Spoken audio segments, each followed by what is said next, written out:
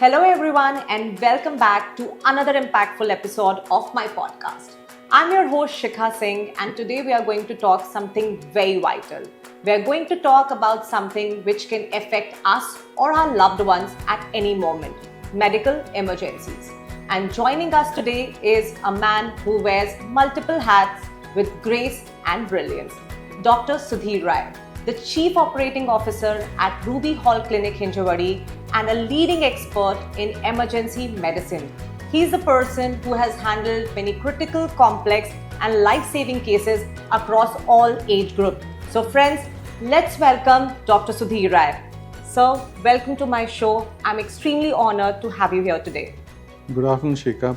It's a pleasure to be on your podcast and I hope it will be useful for your people too. Surely, sir. So, sir, we want to deep dive today about the emergency care unit at Ruby Hall Clinic, Hinjawadi. Like, how do you and your team ensure that any medical emergency situation that comes in are extremely well taken care of?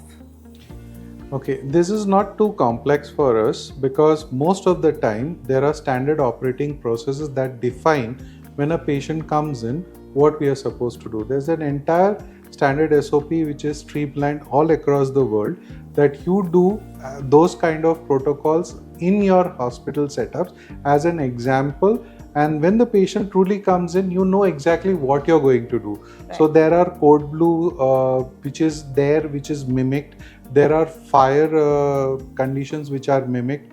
There are asthmatic, chest pain, stroke patients where we have standard protocol where we measure it from their door to the treatment started time. Right. And how long it takes for the patient to recover.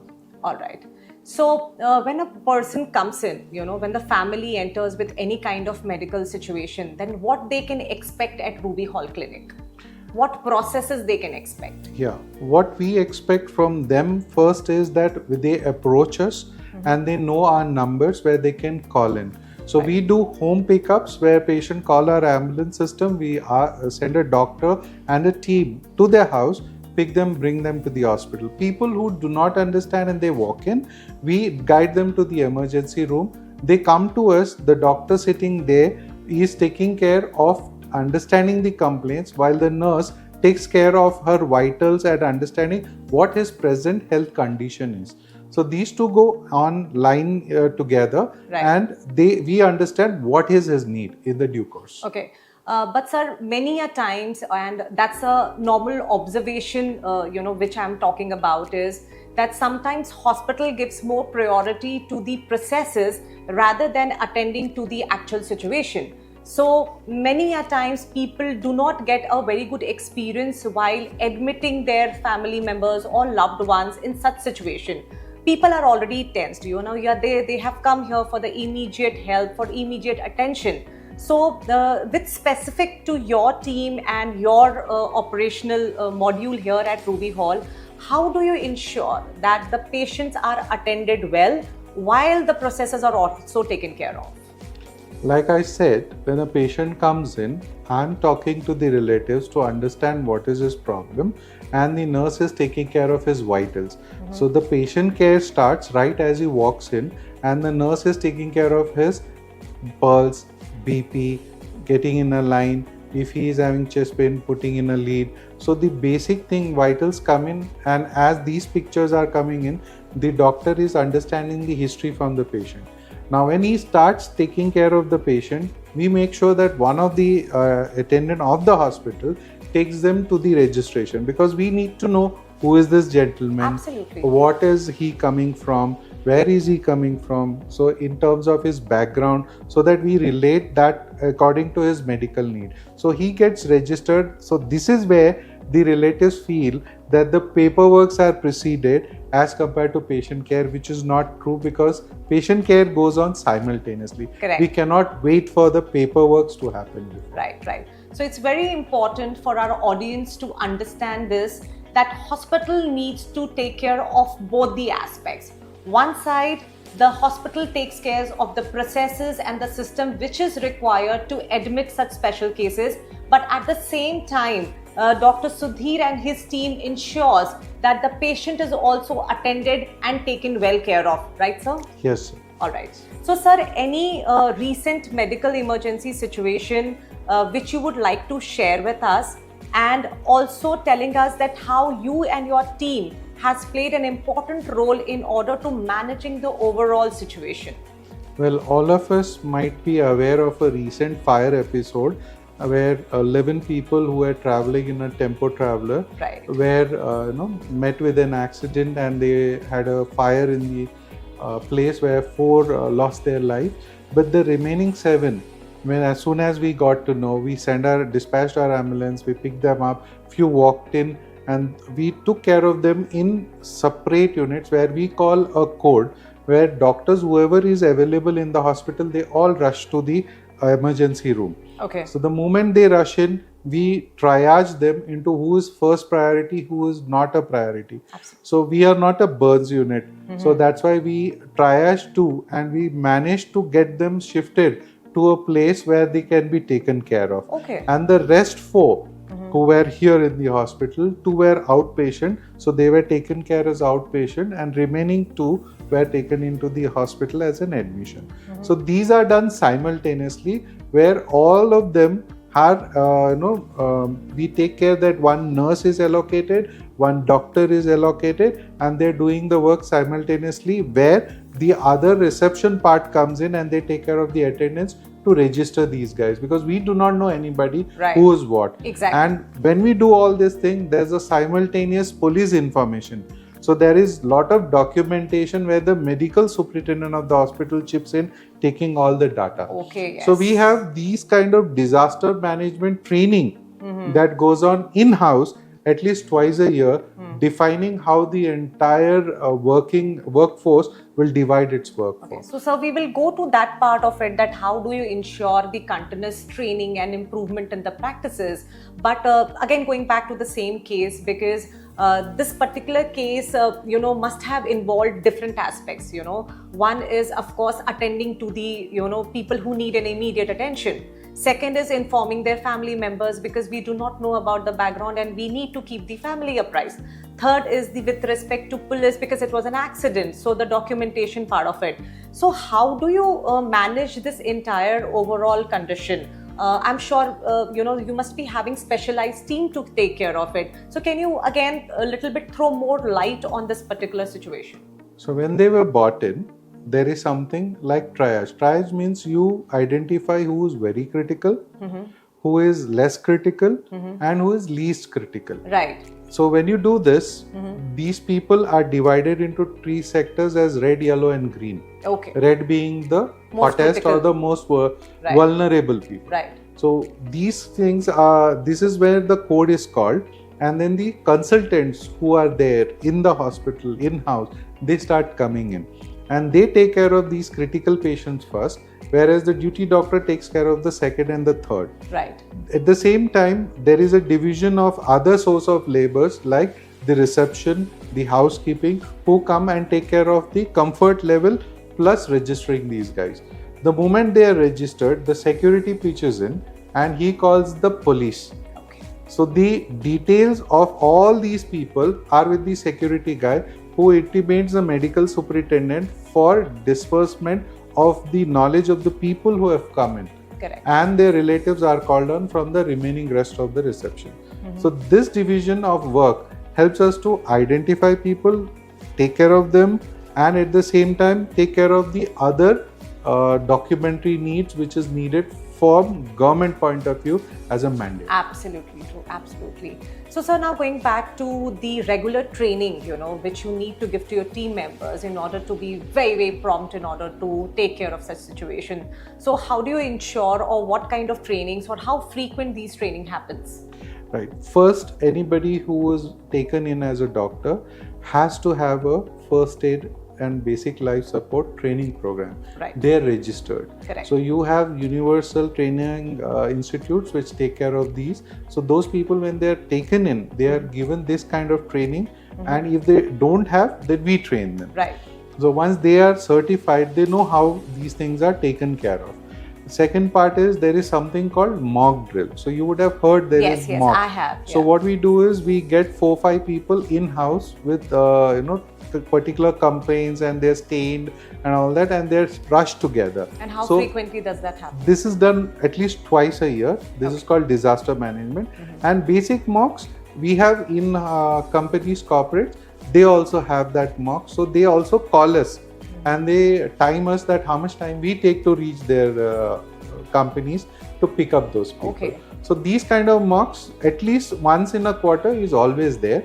And in-house code blue means sudden collapsing of a person. Training is done and these codes are done every quarter. Okay. So we make sure that they are well aware, and there are teams which are divided. So we have name, number, person per shift who is designated to take care of this. So everything is absolutely well identified and managed at your end, so that any kind of situation, any kind of emergency, it can be immediately attended, right? Yes. Okay.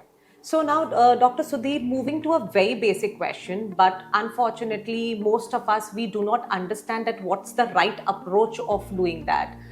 In case of any medical emergency, what one should act on? What do you feel is that one moment which can actually help that person to save the life? Well, most of them, those who are educated, they just to see videos and they learn that.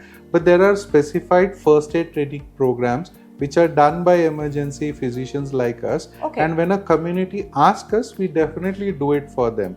So having a basic knowledge and understanding what to do first is what we teach. Okay. So again, coming back, please note that having a basic knowledge of first aid can also help save many lives. So if you are looking forward for any first aid training directly from Ruby Hospital or with the help of Dr. Sudheer, please reach out, do comment us or do text us in case you need any further details about getting this done. So Dr. Sudheer, let's give little more information to our audience that who will be these better segment of the people for these kind of trainings? Well, anybody who understands ABCD can do this. Okay. It's as simple as A for airway, B for breathing, and C for circulation. Fantastic. So we have taken training programs for police, traffic police, for air hostesses, even these corporate employees, because the corporate felt whenever a colleague falls down, the adjacent person doesn't know what to do. Absolutely. So corporates like TCS, Tech Mahindra, Infosys, Synicron, they've always approached us and have done multiple programs for them.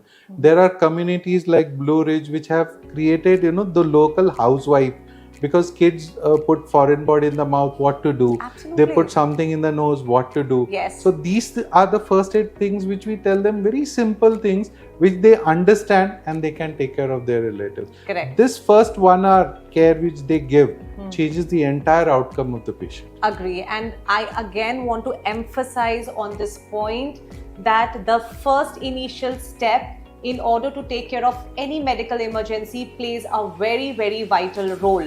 So as an audience, please note this point that you should know the basic first aid facilities which can be provided, and it can change the scenario in the first hour itself. Okay. So, Dr. Sudheer, one basic question, but because it's a worry of most of us, because we have faced a lot of challenges when there is a need to admit anybody or our family members or loved ones to the hospital. But I want you to explain to our audience that if we have to go for any kind of admission or medical emergency, what processes are involved at Ruby Hospital?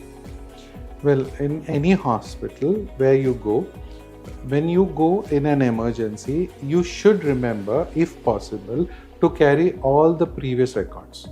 Okay. It helps the doctor to understand what is going wrong, and they are supposed to have at least their Aadhaar card, their e-card in their phones, so that they can provide it to the institute to get the needful admission done. Right. Now, when they decide that they want to get admitted, and if it's something that they need to really get it going at that moment, for example, you have a chest pain, and then the doctor treating tells that you need to go through an angio. Correct. Now, this is where they would go ahead, but provided you decide yes. So you have to go ahead with that.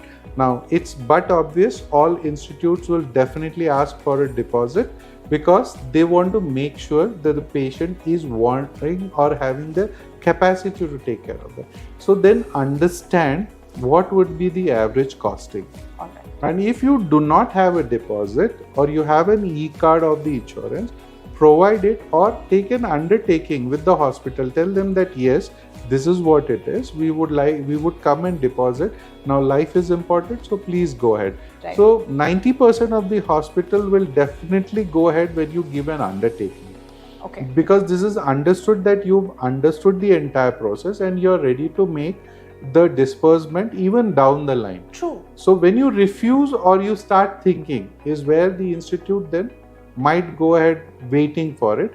If you do not want a wait time, please go ahead with approvals and 100% the institutes will take care of the patient. Sure. So once the admission happens, the process, deposit and all of that happens, then the person is admitted and then the actual care and everything happens, right? And any other process which you would like my audience to understand till the time the person is discharged? Right. There are two things. There are two types of patient care. One is patient who pay by himself and patient who is paying by insurance.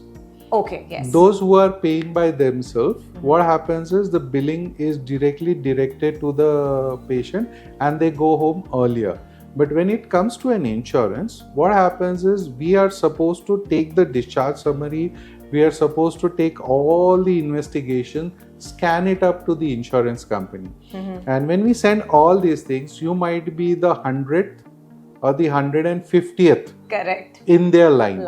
Yes. So because they take their approving system is centralized and it gets in from a particular geographic area. So then understood. there is a waiting time. Right. And when you put an application for approval, they might have a questionnaire that why this was done, why that is done. So there's a question that comes back. Right. Again, there is a time for the hospital to respond back because you are one of the 20% who are being discharged. Right. And again, that goes back to them. Again, you're in the 150th line. So this entire process takes around 3 to 4 hours. So patience is virtue in people who have Mediclaim. And they get restless. We understand because after having a medical care in a setup which was not very comfortable for them and they need to go home. Right. And they get restless. Yes. So have patience because it is the system that the third party who has to agree to pay.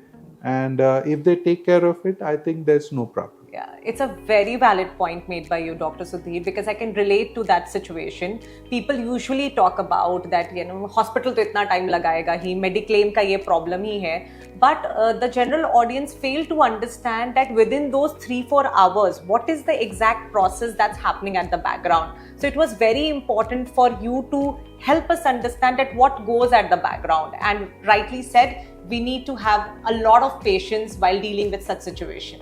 Doctor, moving further to our conversation, do you remember of any difficult situation which you had to face as a doctor and as the CEO of the Ruby Hospital? We do have these kind of difficult situations because there are patients who come who are told that you're having chest pain, you need to get admitted. They feel it's acidity and they take some antacid, they feel comfortable. They feel that the hospital is just wanting to, take care of them as an admission.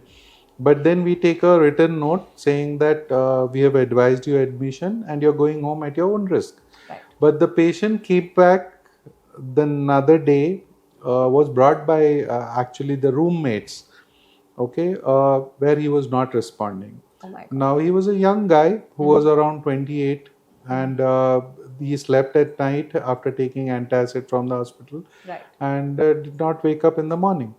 When they brought them here, we declared him that he was no more. Oh my God. Now his family was in Andhra Pradesh. Now father's cousin brother was a doctor. So they flew in. And the patient was kept in the morgue for quite some time. And they were really upset because 28-year kid and it was not acceptable. Right. So they were very, very upset, and they really were vocal about it, and they got the entire company, colleagues, everybody in. So this is where we have a set of, the security takes care of these guys.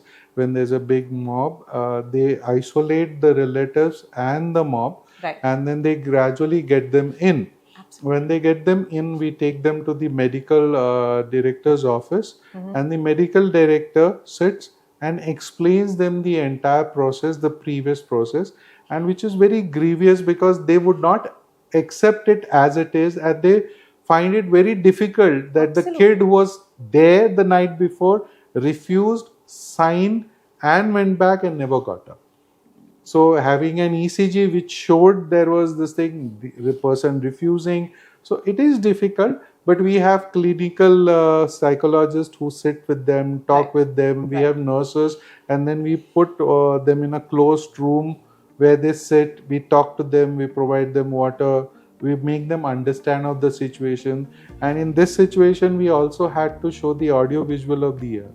Oh my God. So they saw that, they heard what their son said, and they were very sorry of what happened. Absolutely. But it's a very difficult take when they go home. So much of preparedness is required, Yes. Not only handling the situation, but also keeping all the information and all the recordings, all the vitals very, very correct, because it's a situation where none of the family members would ever expect. So in such situations, when the family members are present and these kind of mishap happens, so how well trained your team is in order to take care of the family and to take the situation under control? We definitely have centralized training programs of communication, 360-degree communication, which is done right from reception to managers like us, where we go through this at least annually once. And we have empathy trainings, which is done for the forefront workers like the nurses. Now, definitely when these kind of situations happen and the outcome is bad, we have internal counseling of all those people who went for this CPR. Correct. And then we realize, how mentally traumatized these guys are, and if we find them too traumatized, we give them a holiday.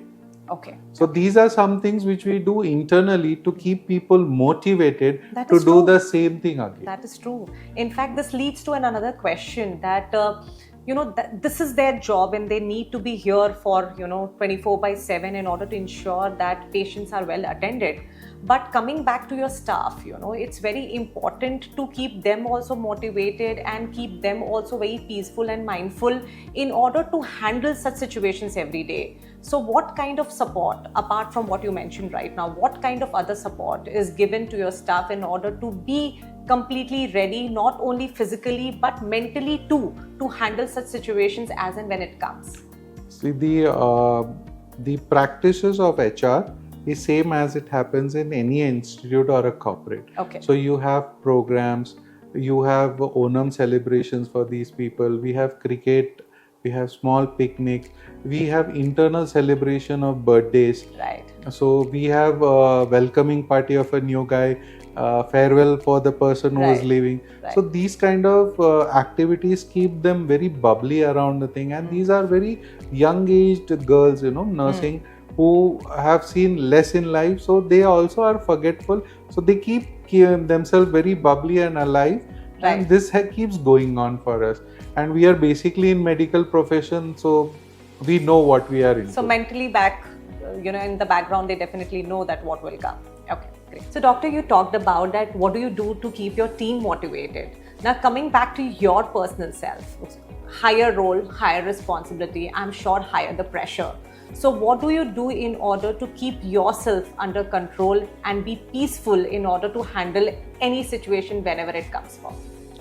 Well, we have always heard that behind a successful man, you have a woman. Okay. So I have a very beautiful wife, a very lovable one, and two beautiful kids. Wow. Who keep me engaged once I go home. They make me forget all the worries. Though there are days of stressfulness, but most of the time we go to bed, early to rise, practice some exercise, and that keeps us motivated. Family is the main thing that keeps us motivated. I'm sure. And as a company, they give us a good amount of me time for us. So at least twice a year, we are off everything. We hand over to somebody and we go 15 days, at least twice a year, where we recreate, and we definitely have a good time. Nice. That keeps us well mentally to take care of it further for another 6 months. Fantastic. That's a beautiful message, that if family is there and you are having that family time, it can definitely help you ease and relax all your stress, right? Yes. Great. Yes. Doctor, thank you so much for so many insightful information and really shedding light on what actually goes inside those emergency doors. I must thank you, your team and Ruby Hospital for not only saving lives but also restoring hopes within us. We are extremely grateful and thank you so much, sir. Thank you so much. It's been a pleasure. So to all our listeners, in case you need any further information with respect to emergency care, or you want to have a direct answer to any of the questions with Dr. Sudheer Rai, do write us and comment us. We will definitely help you to get the right information at right time. Till then, stay safe, stay inspired, and always remember, in any emergency situation, every second counts.